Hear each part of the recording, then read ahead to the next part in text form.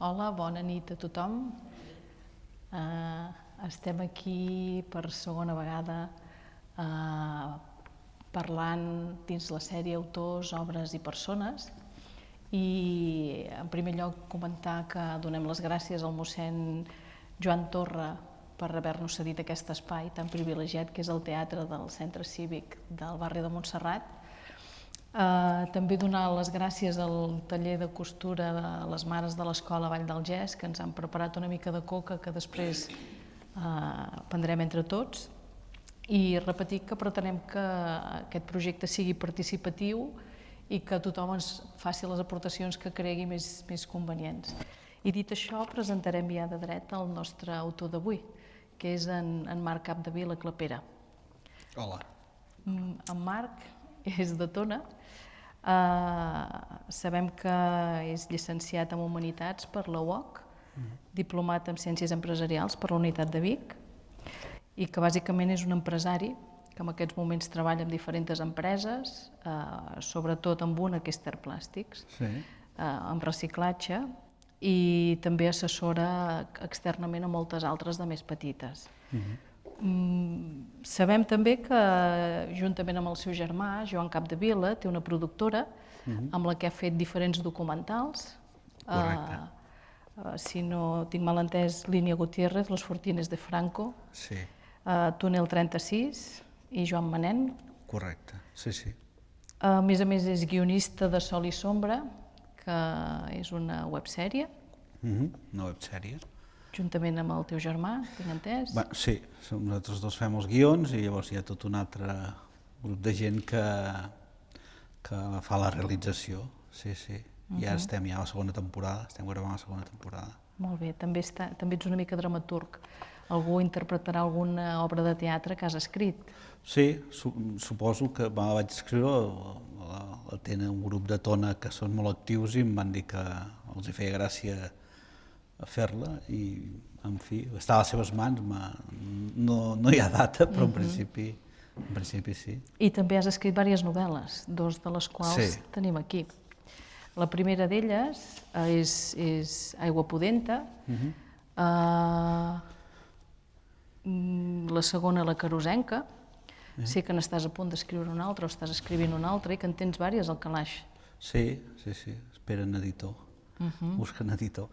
No, aquestes, algunes són anteriors, altres entremig, i llavors n'hi ha una que sortirà ara publicada, aquesta ja sí segur ara el mes de setembre, amb edició 62 aquesta. Com es titularà? Es titula La Bíblia de Pedra, si no canvien el títol a darrera hora, crec que no. I la Bíblia de Pedra fa referència a la portalada de Ripoll, del monestir de Santa Maria de Ripoll.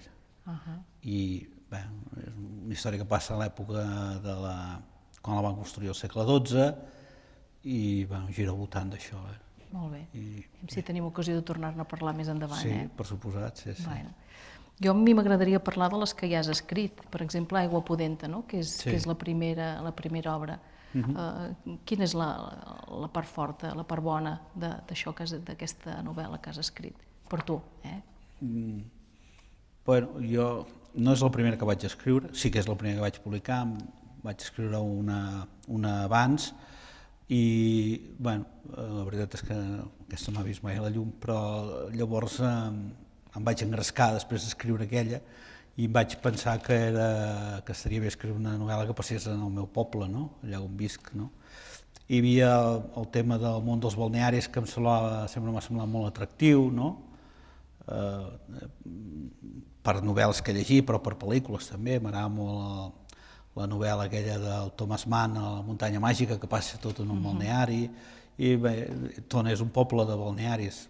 Ara la veritat és que només en queda un d'actiu, i encara poquet, però durant molts anys va ser una zona, diguem, hi havia unes aigües sulfuroses, aigua pudenta, d'aquí ve el nom, i llavors aquests balnearis atreien molta gent de Barcelona, de la burgesia catalana, sobretot de l'època de postguerra i abans de la Guerra Civil també ja, i vaig pensar que era un moment històric prou atractiu, la postguerra civil, i diguem la vida que vida social que generava allà en aquella època a Tona, no? En els anys 40, 45, 50, hi havia fins i tot un casino, hi havia molta activitat i bueno, vaig pensar que era un escenari prou bo com per poder fer una novel·la i bé, a partir d'aquí vaig anar desenvolupant personatges, etc. Molt bé.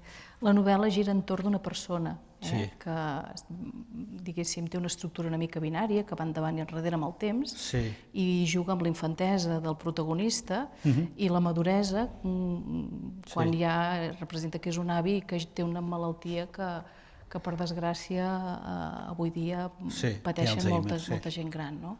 El joc aquest jo trobo que està bastant aconseguit, tot i que el ritme és binari, i el fet, em crida una mica l'atenció això, el fet que algú que està perdent la memòria intenti fer memòria, no? Sí, està obsessionat, el preocupa, diguem, perdre els records, de fet ell el que està fent és fer això unes memòries, perquè quedin testimoni d'un fet del passat que només coneix ell, o si viu altre que coneixia ja no és viu, i llavors el llibre va una mica sobre això, sobre el tema de la memòria, perquè l'avi, el protagonista, que ho explica en primera persona, està preocupat per la pèrdua de la memòria. En canvi hi ha un altre personatge també important, que és el Maquis, que fa o que intentava fer tot el contrari, que és borrar els records dolents que té, és un personatge torturat perquè representa que ha estat un criminal de guerra i un tio sense escrúpols, i ell precisament el que voldria és oblidar i no pot, per dir-ho. Llavors, una mica el joc aquest de contrastos, que intenta mantenir-los, l'altre que intenta oblidar-los i cap dels dos se n'en surt, malauradament. Clar. S'ambienta molt amb la postguerra, això es respira molt i es respira bé, vull dir que penso que l'atmosfera l'has aconseguit bastant perquè poc o molt expliques el que la gent patia aleshores, tot i que el fet que sigui a Tona i que sigui una ciutat balneària, el protagonista el que li representa és un canvi qualitatiu a la seva vida, no? Perquè passa d'una família que passa misèria en un lloc on com a mínim està ben alimentat, correcte, exacte, viu bé, l'acullen allà, va parar precisament, va parar al poble perquè té problemes de salut i és un marrec i va parar... I per la figura del mossèn, que és un mossèn que jo penso que la figura és molt important com a personatge, el religiós que cuida una mica de tots, vetlla una mica per tots. És un mossèn atípic de l'època, perquè és una persona que es preocupa, diguem, de la cultura, que llegeix llibres que estaven prohibits i que a més els hi passen al protagonista, que així fa una mena d'iniciació, descobreix molts aspectes, diguem, que de l'altra manera si hagués tingut una educació convencional se li haurien escapat, no? No sé si hi havia molts de mossèns o de capellans d'aquest estil en aquella època, suposo que tots eren més aviat nacional-catòlics, però vull pensar que n'hi havia algun que sentia això, que sentia una... Crec que és molt probable, perquè gent que va estar educada amb el temps de la República, quan hi havia aquests mètodes educatius tan avançats, que jo crec que aconseguien molt més coses de les que fins i tot avui dia aconseguim amb els nostres estudiants, probablement dins de la mateixa església hi havia d'haver persones amb la mentalitat tan oberta com aquesta. Sí, estic convençut que hi havia molta gent, sobretot els que van poder anar a l'escola abans que esclatés la guerra, van rebre l'educació d'aquest tipus de, em sembla, la tradició de l'escola Montessori, em sembla que en diuen, i tot plegat, que és un tipus d'escola molt d'autogestió, que intenten que l'alumne aprengui per ell mateix i tal. I jo he tingut la sort de conèixer alguna persona que havia, el meu pare mateix, però el meu pare potser en poca època, però vaig tenir un tiet que fins ben bé als 16 o 17 anys va poder estudiar així, era un home molt culte, i ell sempre explicava això, que li havien donat les eines per aprendre, i llavors ell s'havia buscat el camí la resta del seu temps, però que havien aconseguit estimular-li el coneixement, el cuc de la curiositat i bueno, doncs, malgrat viure 40 anys de repressió, havia sabut on anar a buscar la literatura o la informació que li calia.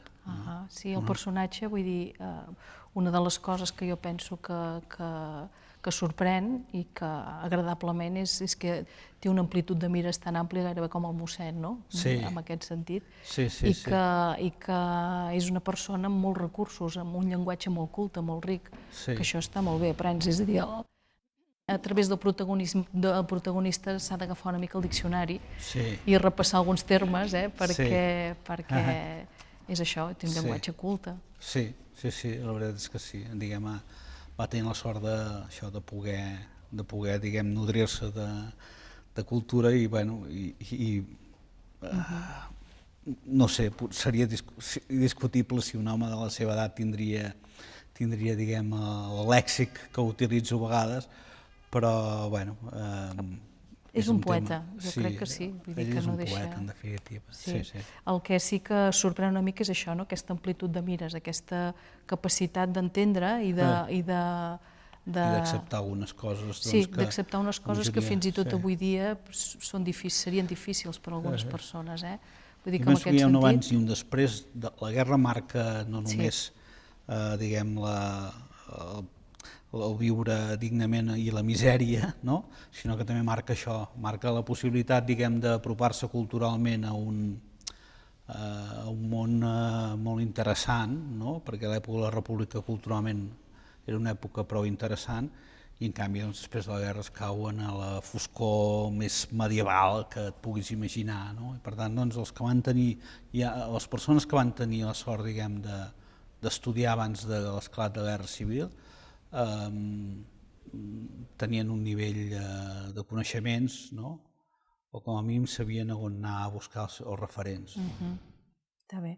També la novel·la comença amb un ritme que és suau, és una mica lent, és pausat, per després accelerar-se, que és quan passen tots els aconteixements que no desvetllarem perquè pugueu llegir en el seu moment, i després torna a la calma. És a dir, quan es descobreix tot el que està passant i com està passant i torna un altre cop a recollir les expectatives obertes i a tornar-ho tot a lloc. Vull dir, és líquida. Jo pensava, mira, és el mateix ritme que un riu que va fent el seu curs perquè es belluga a poc, arriba amb una mica de ràpid, amb una mica de resclosa i després es torna a mainar un altre cop per donar fi. Una mica el ritme que, no sé, a mi m'anava sortint, perquè no és planejat d'entrada.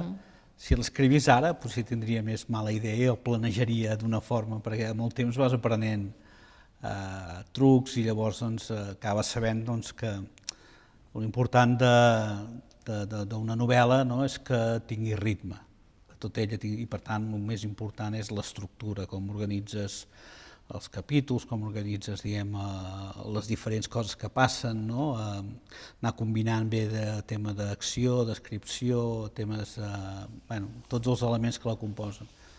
Més que el vocabulari o que les frases ben escrites o que sonin boniques, el lector se l'atrapa més per aquest altre costat, pel costat, diguem, del ritme. I el tema del ritme sí que és un tema que sempre m'ha preocupat. I a vegades fins i tot llegeixo paràgrafs en veu alta per veure si passen bé, si flueixen. Una mica el que m'agradaria, diguem, del que escric és això, que no entrebanqués.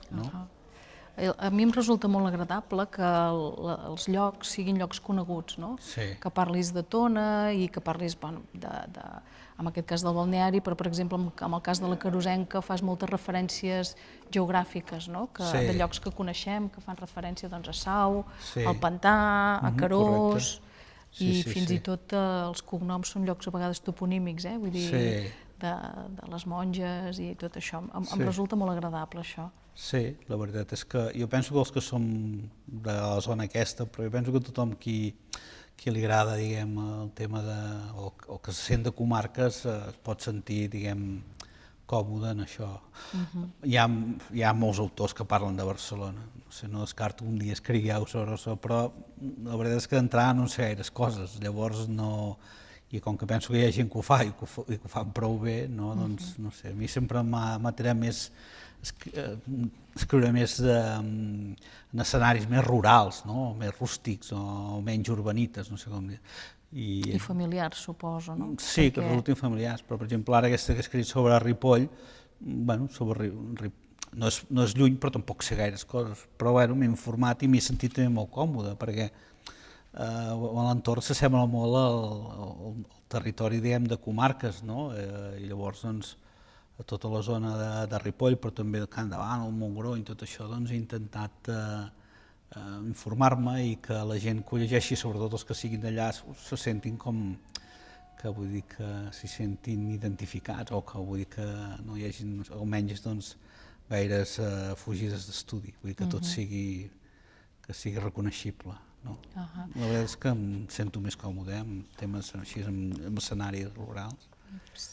Jo, quan parlava una mica el protagonista està situat una mica en l'època de la meva joventut també, que em sembla que si fa no fa com la teva, i la veritat és que moltes de les coses que feia era el que fèiem nosaltres al jovent en aquella època, i voltar pels mateixos llocs, parles per exemple del Maricel, de Taradell, de llocs que resulten familiar, i la veritat és que està bé, que això, aquesta familiaritat és agradable. És que el protagonista de la Carosenca, al fi i al cap, és un personatge més o menys, seria una mica més gran que jo, però vull dir, molt poc, llavors vull dir, és molt fàcil fer el pensament aquest, associar-ho i dir, aquest en Bernils és el protagonista, el més lògic és que trepitgés els mateixos llocs que vam trepitjar nosaltres. I d'aquesta m'ha cridat l'atenció que l'estructura és diferent, no és una estructura binària d'endavant enrere, sinó que és el protagonista que es va explicant amb ell mateix, i és més complexa i ben diferent, vull dir que... En la primera, en l'Aigua Pudenta, em vaig trobar, jo no sé per quin motiu, però em surt molt fer les novel·les en primera persona. La sensació de que estàs més proper al lector, si ho explica un en primera persona. El que passa és que escriure en primera persona té un problema, té unes limitacions. Clar, si un explica una cosa que coneix, pot parlar de la part que ell ha viscut, però hi ha coses que se li escapen. És a dir, quan tu escrius en tercera persona i fas servir el que es diu el narrador omniscient, de fàbula, perquè vull dir, li fas dir el que vols amb qualsevol dels protagonistes i ho saps absolutament tot. Saps el que pensen, el que fan, el que diuen, i per tant, doncs, això és més pràctic. Llavors, en aquest cas, en l'Aigua Pudenta, intercalava un capítol en primera persona, que és el protagonista que ho explica, amb una en tercera persona, que explica una història paral·lela més aviat, que és la del Maquis. Llavors, doncs, així anaves confegint una mica, anaves fent una idea del que passava ara i del que havia passat abans i des de diferents òptiques. Això ho vaig fer per això, perquè necessitava explicar més coses i en primera persona l'avi, el protagonista, no ho podia fer-ho, era un contrasentit, no podia haver estat a tot arreu, no podia... I per tant, doncs, vaig trobar aquesta solució.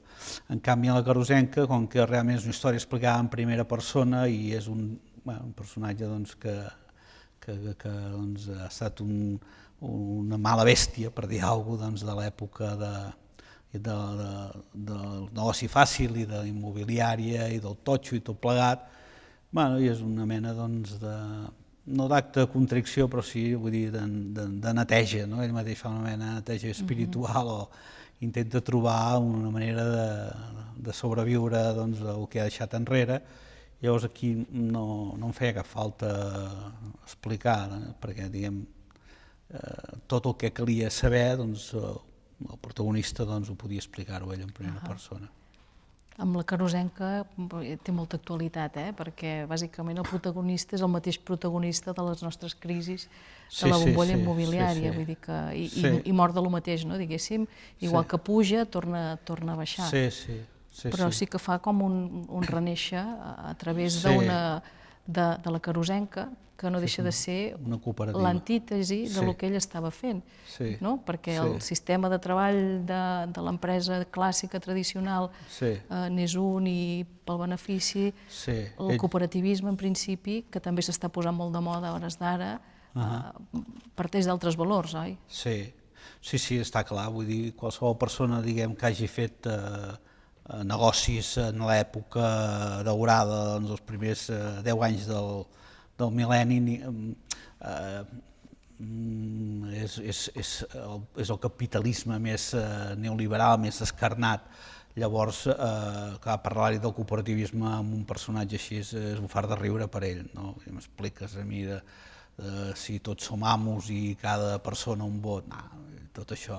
I ell, que fins i tot ell explica que el seu pare era cooperativista, diguem, agrari, se n'en riu, se n'en fot, no? I paradoxalment acaba trobant, diguem, el seu ressorgiment perquè l'emboliquen amb la Carosenca, que és una cooperativa.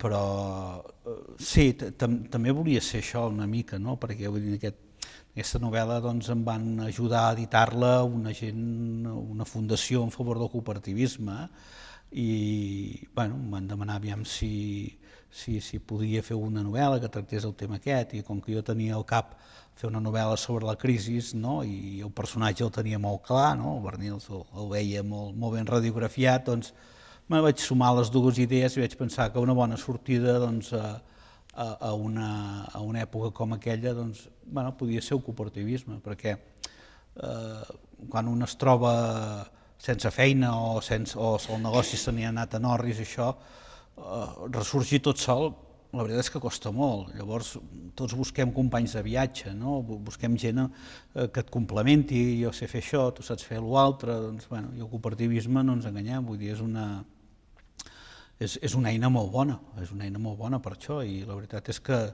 a Catalunya tenim alguns exemples de cooperatives que funcionen la mar de bé i que han reeixit molt. I que són models tant empresarials com socials. Sí, exactament. Tenim la Fageda, que és un exemple molt clar, i el més clar de tots potser és la cooperativa de Guissona. Aquesta és, tot i que s'ha de fer una salvatalla, la faig sempre, és una empresa gestionada com una societat anònima. És una mica... El mateix és important, perquè el cooperativisme de filosofia a mi em sembla fantàstic, em sembla molt bé, però hi ha d'haver una... Aquesta és una opinió meva, hi ha d'haver un ordre jeràrquic, hi ha d'haver un lideratge. És a dir, una cooperativa, diguem, tot treballador és propietari, és amo, i per tant, diguem, en la junta, diguem, rectora, tothom té dret a un vot i tal, però en el dia a dia, en la gestió, diguem, del quotidià, en la presa de decisions importants que hi ha en cada moment, les ha de prendre una persona, una o dues o tres. Ja ha d'estar molt clarament definit qui té els atributs i qui té els poders, perquè si no es fa difícil de gestionar una cooperativa. La Fageda gestiona d'aquesta manera també? Jo crec que sí. Hi ha un equip de directiu i fins i tot, és a dir, com t'ho diria, fins i tot pots contractar un equip directiu que sigui, diguem, de fora, no? Vull dir, és a dir, la cooperativa la formen els treballadors, per allà. Llavors aquests, el que pots fer és convertir-los en cooperativistes o senzillament subcontractar-los. Aquest és el model de la cooperativa de Guissona, de l'agropecuària de Guissona. O sigui, han buscat un equip, una gent que gestioni l'empresa, no? Però la propietat de l'empresa és de tots aquells qui en formen part, qui aporten la seva feina, els seus animals, el seu gra, etcètera. Que de fet són els protagonistes que l'ajuden a sortir del lloc on està, les persones, diguéssim. Les persones, sí, naturalment. També has treballat molt els malnoms. Sí, això també és una cosa que em feia gràcia, en certa manera, hi ha en la Carosenca, en l'Aigua Pudenta hi ha diversos personatges que tenen malnoms, no? Per exemple, hi ha una noia que és una mica curteta, que es diu la Toia, que tothom la troba molt entranyable, no? Ho és. Sí, i llavors en l'altre, la veritat és que em va fer gràcia perquè això és en l'època actual, potser no tant, però a l'època dels nostres pares tothom tenia malnoms, o com a mínim tenia el nom de la casa d'on havia nascut, no?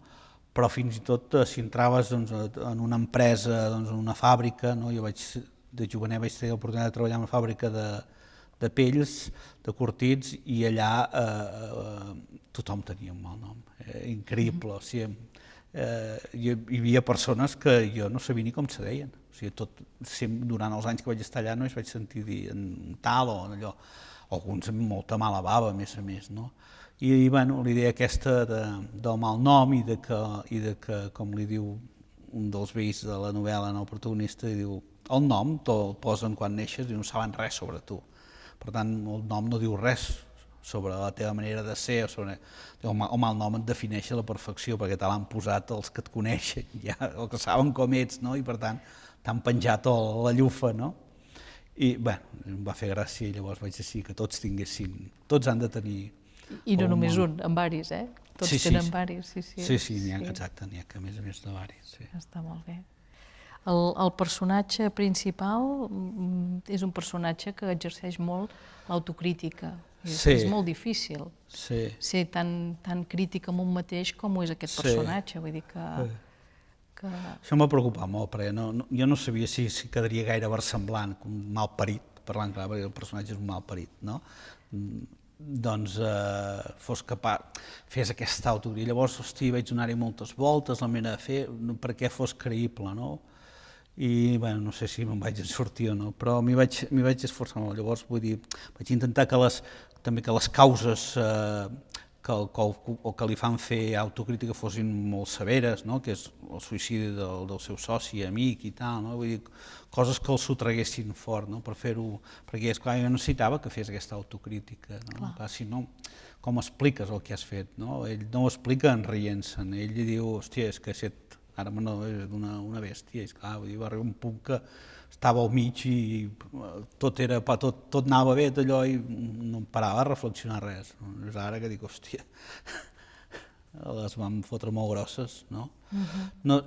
Jo, sincerament, el meu personatge vaig intentar construir-lo perquè fos versemblant. En la realitat, no sé si trobaríem algú que fos capaç d'anar tan enllà, però bueno, jo vull pensar que sí. Sí, per què no? Vull dir que en aquest sentit, sí. Una mica també el Barnils, el protagonista, em diu que es fàstica ell mateix, no? Vull dir, un tio fart d'ell mateix, no? Fart del món que està, fart de tot. Llavors, potser és des d'aquesta òptica que vaig intentar que fos creïble. El que té de bo és que evoluciona, és a dir, que no arriba aquí de cop, sinó que tu el vas veient com va modificant la seva Sí, exacte, perquè ell quan arriba en definitiva s'està amagant dels creditors, per tant, segueix sent el mateix... I de tothom, perquè... El mateix malnat, el mateix malparit, per tant, clar, de sempre, no? El que passa és que, bueno, la soledat, no? Allò, estar sol i tal, avorriment, no sé què, la gent que intenta ajudar-lo, fins i tot malgrat ell, no? Bueno, a poc a poc el van fent canviar. I el que està molt bé és que inclou moments de la República, és a dir, que no deixa de ser una mica novel·la històrica local, molt nostra. Jo no sé si els personatges que surten amb una certa rellevància política van existir, el Coix, tots aquests. El Coix al carrer Gurb és un personatge real, aquest és cert, sí. Tinc un amic de Tona que va fer un assaig molt maco sobre el Coix del carrer de Gurb i la veritat és que tenia un projecte fins i tot de fer-ne un documental perquè és un personatge cèlebre de la Guerra Civil, és un gran criminal, ell va ser un dels, diguem, en aquesta època d'una mica de caos des del moment en què esclata la Guerra Civil fins que pròpiament no hi ha una organització militar aquí de la República que es faci amb les regnes, hi va haver un cert desgovern i bàsicament la FAI i CNT, els anarquistes, sobretot a la Catalunya interior, feien el que els semblava, sincerament. Llavors eren uns eixelebrats que es dedicaven a anar a matar gent. I el Coix del carrer de Gurb era un personatge cèlebre perquè presumia d'haver-ne matat més de 100. Passejava per la plaça de Vic, dient, porto més de 100. vull dir que és un personatge real i, bueno, és un amic meu que va fer un assaig sobre això i bueno, un dia llegint-lo i tal, i li vaig dir que el ficaré en una novel·la, tu mateix. Sí, no, ja et I dic. em va fer molta gràcia posar-li perquè, bueno, a més tenia informació bona, diguem, versemblant de que el personatge doncs, havia existit. I el que fa, doncs, que anaven amb un cotxe negre i tal, i anaven a matar capellans, doncs, la veritat és que tot això, aquesta part és certa. Hi ha part que no, hi ha part que és ficció, vull dir. Per això escric novel·la, per poder-me inventar el que em sembli. Està molt bé, està molt bé. Doncs bé, jo bàsicament convido a tothom a llegir els 2 llibres i el que està en camí, de Marc, perquè crec que personalment he après moltes coses. T'ho agraeixo. Sí, i crec que tothom en pot treure molt bon profit d'elles. Bàsicament és això, convidar-vos per la propera trobada que farem d'aquí un mes, el 29 de juliol, si no recordo malament, que és l'últim dimarts del mes de juliol, doncs per parlar en aquesta ocasió d'en Ramon Vinoves, mestre de moltes persones d'aquí d'Osona i que ara està jubilat, però que ens vindrà a parlar dels seus llibres. Doncs bé, moltes gràcies, Marc. Gràcies per convidar-me. Un plaer estar amb tu. Molt bé, igualment. Gràcies.